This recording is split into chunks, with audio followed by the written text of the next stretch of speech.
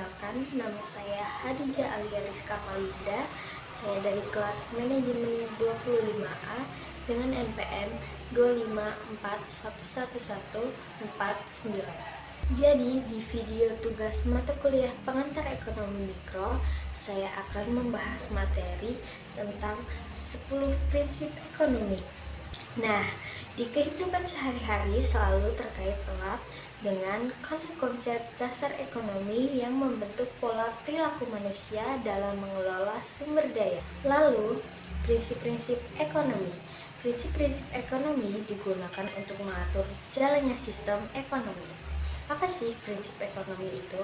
Prinsip ekonomi merujuk pada seperangkat aturan atau konsep dasar yang mengatur cara individu, perusahaan, dan masyarakat mengalokasikan sumber daya yang terbatas guna memenuhi kebutuhan yang tidak terbatas. Untuk mengetahui apa saja prinsip-prinsip ekonomi dan ciri-cirinya yang bermanfaat bagi kehidupan, simak video berikut.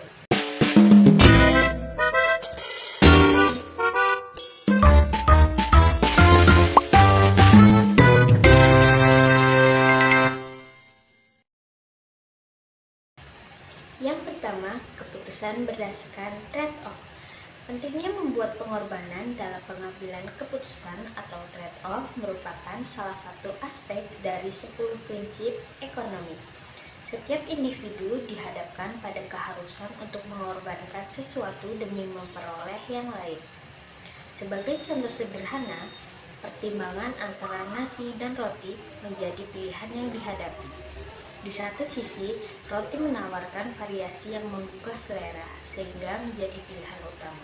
Namun, terdapat pengorbanan yang harus dilakukan, yaitu biaya yang lebih tinggi dibandingkan dengan membeli sebungkus nasi. Dengan kata lain, untuk menikmati kenikmatan roti yang lezat, diperlukan pengorbanan dalam bentuk pengeluaran yang lebih besar dibandingkan untuk membeli sebungkus nasi. Kedua, opportunity cost. Konsep biaya peluang merujuk pada kerugian yang diterima ketika memilih opsi B dengan mengorbankan opsi A. Sebagai contoh, Anton dihadapkan pada alternatif untuk bergabung dengan perusahaan elektronik dengan gaji sebesar 4 juta atau perusahaan FMCG dengan gaji sebesar 5 juta. Jika Anton memutuskan untuk bekerja di perusahaan elektronik, maka biaya peluang yang harus diterimanya adalah sebesar 1 juta.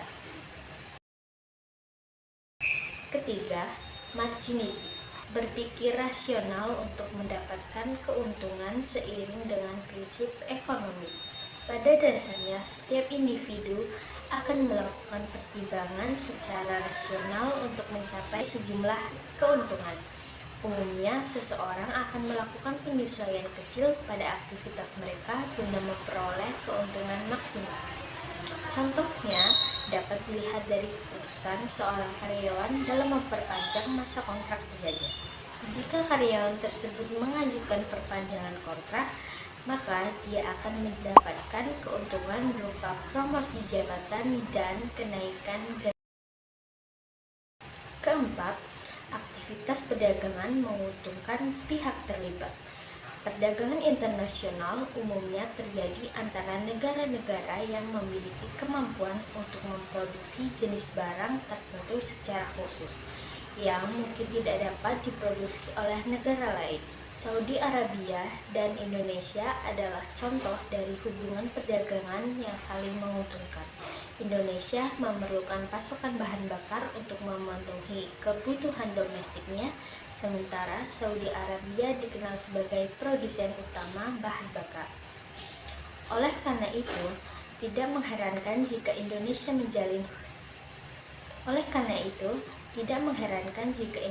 menjalin kerjasama dengan Saudi Arabia, di mana Indonesia dapat memenuhi kebutuhan bahan bakar, sementara Saudi Arabia memperoleh keuntungan atau profit dari penjualan bahan bakar. Kelima, respon terhadap insentif. Umumnya, perilaku individu dapat dipengaruhi oleh berbagai variabel lingkungan, termasuk manfaat ekonomi dan perubahan biaya ekonomi. Hal ini terlihat dari respon masyarakat terhadap keputusan pemerintah untuk mengurangi subsidi BBM.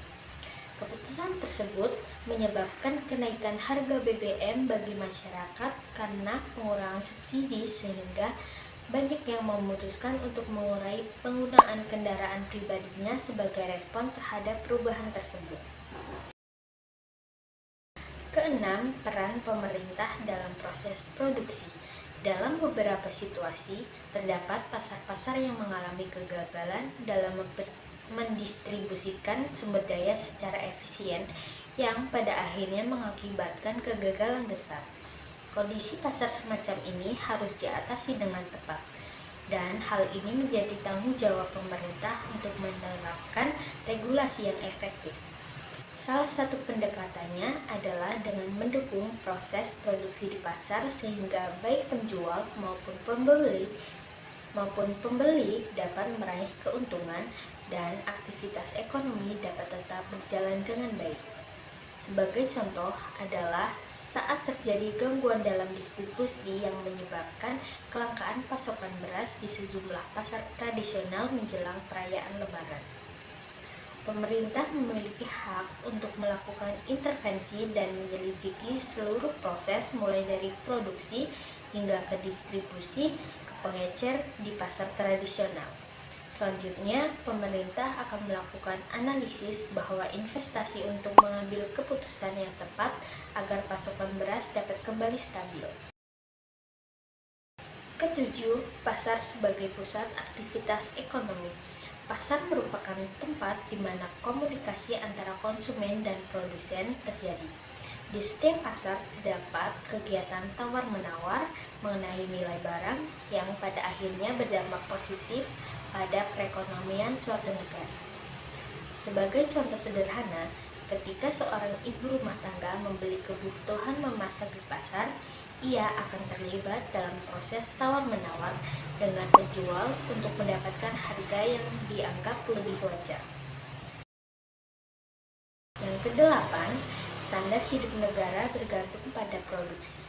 Kemudian, 10 prinsip ekonomi juga menggarisbawahi bahwa standar hidup masyarakat di suatu negara sangat terkait dengan kapasitas produksi. Dengan kata lain, standar hidup masyarakat di negara tersebut dapat dianggap tinggi ketika barang diproduksi dalam jumlah besar. Sebagai contoh, Jepang telah berhasil mencapai status sebagai salah satu negara maju, meskipun memiliki luas wilayah dan jumlah penduduk yang kecil dibandingkan dengan Indonesia.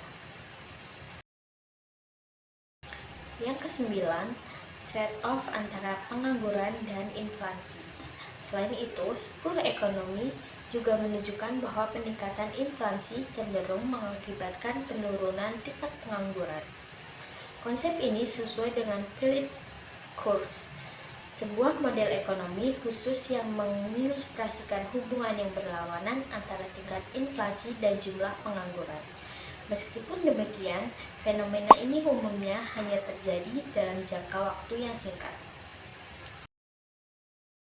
Ke-10, inflasi terjadi akibat terlalu banyak jumlah uang beredar. 10 prinsip ekonomi berikutnya membahas masalah inflasi. Sesuai dengan prinsip ekonomi, inflasi terjadi ketika jumlah uang beredar meningkat secara berlebihan yang kemudian dapat mengakibatkan penurunan nilai mata uang. Sebagai contoh, apabila jumlah uang yang beredar di suatu negara terlalu besar, maka nilai mata uang tersebut menurun, yang pada gilirannya dapat menyebabkan kenaikan harga produk. Nah, itu dia penjelasan dari saya mengenai 10 prinsip ekonomi yang bisa saya sampaikan. Sebelumnya saya akhiri. Wassalamualaikum warahmatullahi wabarakatuh.